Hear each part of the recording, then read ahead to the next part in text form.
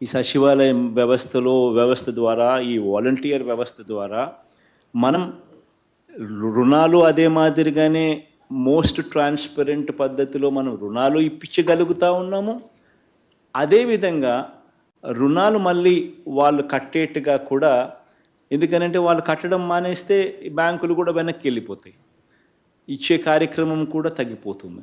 అలా కాకుండా ఆ రుణాలు మళ్ళీ వాళ్ళతో కట్టించే విధంగా కూడా వాళ్ళను మీరు కడితే సరిగ్గా టయానికి కడితే మీరు వడ్డీ కూడా కట్టాల్సిన పని లేదు. మళ్ళీ జగనన్న ప్రభుత్వం మీకు ప్రతి 6 నెలలకు ఒకసారి వడ్డీలు వెనక్కి ఇస్తూ ఉన్నాడు జగనన్న ప్రభుత్వం.